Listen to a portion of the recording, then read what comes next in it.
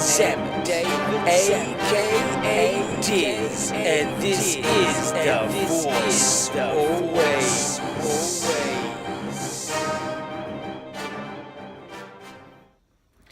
Welcome to the show. Here I am, the Force Always. It's on the t-shirt, it's on the hat, it's on the flag. That's the logo. It's not a weather map, you know. It is cold, that's why I got the beanie right now. Melbourne, Australia, it's freezing here. I still got the t-shirt, I can still rock the t-shirt. Got hoodies, but you know, I'll hold back on that. But anyway, this is the Force Always, only on YouTube. Like, share, repeat the views just to check it again, you know, for some detail you may have missed. But subscribe to the Force Always for more news, views, reviews, and interviews. Check that one out. Anyway, so let's get into the news. The news this time around, we've got episode 9 begins in January 2018. That's the production of episode 9, January 2018. That's about over a month from the release of episode 8, which will pose an interesting point for the director of episode 9. I'm not going to mention his name right now because it's a bit of a tongue twister for me at this point, but I will mention his name in the future.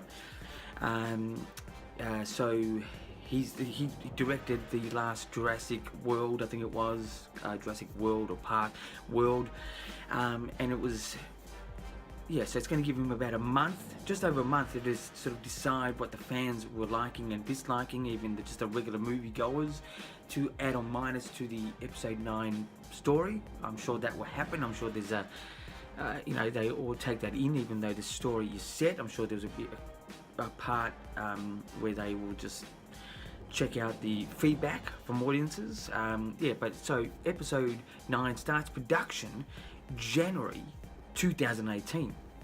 Anyway, to a character, Ahsoka. Ahsoka was first seen in the Clone Wars animation, and then eventuated into the Rebels animation that's still on now. The season 4 will commence in September of this year, where we'll see the fate of Ahsoka.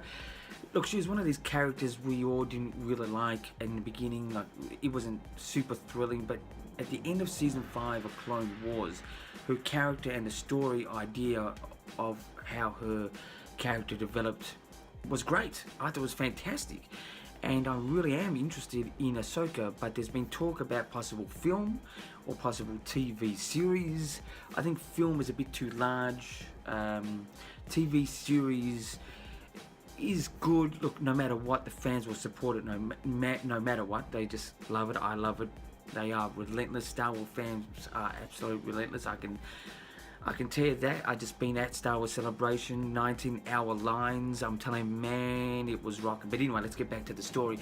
Ahsoka could be coming to a film or could be coming to a TV series. Live action or animation, unsure at this stage. Anyway, this week has been also some stories about toy leaks, which are giving character or story leaks to episode 8.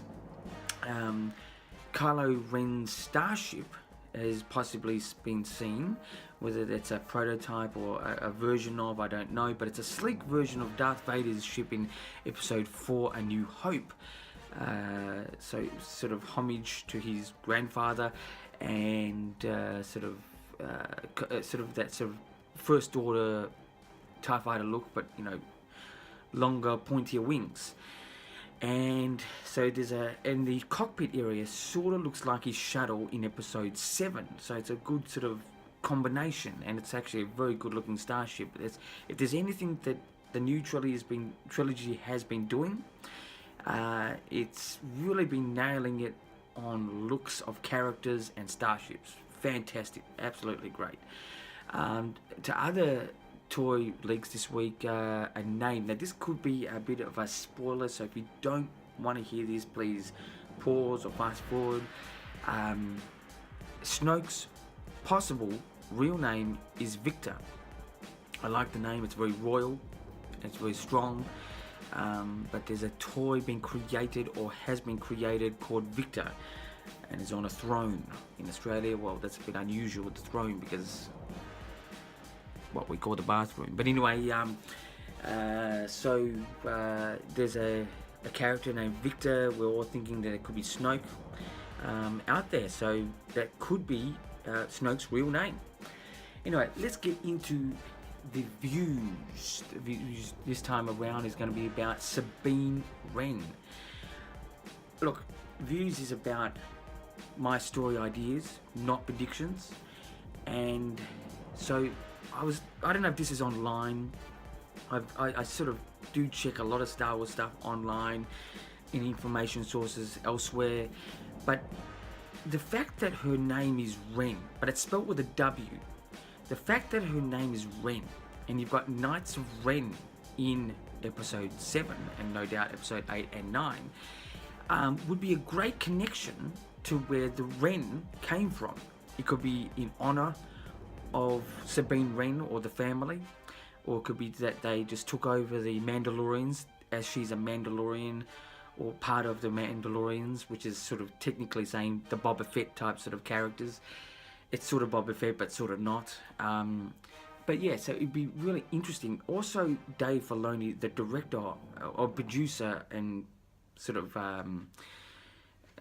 all these animations from Clone Wars to Rebels, had released a poster for the season 4, which is yet to commence, which is in September, of all these Mandalorian helmets scattered, like they've been killed off or something. It makes me think that they have been destroyed, maybe by the Knights of Ren or some dark side part of the story. So that could add to the idea of Knights of Ren getting their name Ren from that period, which is in Rebels. I don't know. It's just an idea on my behalf. I'd love to see the story come from that point. Anyway, that's my views for this time around. Let's get into the reviews. Now, I've got a great review this week. Let me just get it. Here it is. The Star Wars Celebration 2017 at Orlando. This is the exclusive Luke Skywalker figure. Let me tell you how I got this. I had to line up for about 45 minutes in a line to get the ticket. Then I had to get that ticket and line up in the line to get this. Then I get to the end of the line and 2 was a maximum, got 2. One I gave to a friend, and this one kept to myself. I actually wanted to get this. I knew about this before I went over there. It's the exclusive Luke Skywalker figure for Star Wars Celebration 2017. I give this a 9 out of 10. It's slightly bigger than a regular classic figure, which is great, but it's got great detail. The only thing I'll say is it was not my favorite character. With the 40th anniversary, I would have chosen another character, but it's still, one of the classics. Anyway, so this is a 9 out of 10 for my review this week. The Luke Skywalker exclusive figurine from Star Wars Celebration 2017 at Orlando.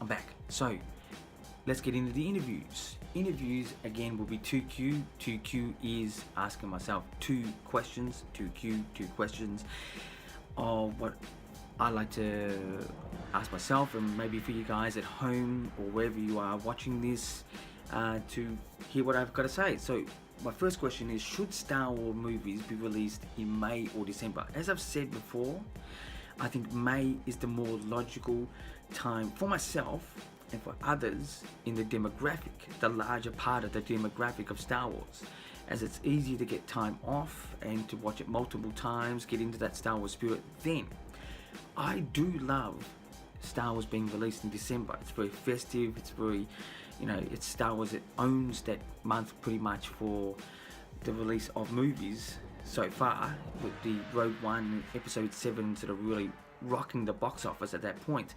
And I do like it, but it's just a very busy part of the year for probably a lot of us, more than just the regular larger part of the demographic. But I'd like it to be in May, not because I'm traditional from the old school, because of prequels or the originals. It's just a more logical time to watch it over and over and over. That's what I do, and I'm sure many of you guys out there do as well. Anyway, my next question should there be 2 Star Wars films a year? That's movies. I would like it to be 1, but I think 2 will definitely have people see it. I think it's got enough fan base, it's got enough room to sort of do a lot of advertising, cross advertising. You know, at the end of the Star Wars film, you watch the preview for the next, whatever it is, the next episodic film or the next Star Wars story film. It can work, and I think it will work, and I think it will happen. But personally, I'd like to see it once a year. I love Star Wars. I keep watching it over and over, but it's just the once a year just seems to be a nice amount. But you know, I'm sure that Disney, Lucasfilm, when they sort of make as much money as they can from this, as it was a big purchase, I don't think it's just about money. I think it's also because the fan base really want that.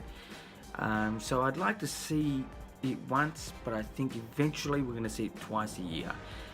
This next year will definitely test and how much the audience will respond, especially from episode 8 into the young Han Solo film, which is yet to be named. And don't forget, D23 is around the corner. I'm thinking that they're going to have the names there. That's going to be about 4 to 5 months to stop, then start again. That's going to be a real interesting time for Star Wars. Anyway, that's my 2 questions I'm asking myself this week, and that's the answers. And until the next time, keep rocking.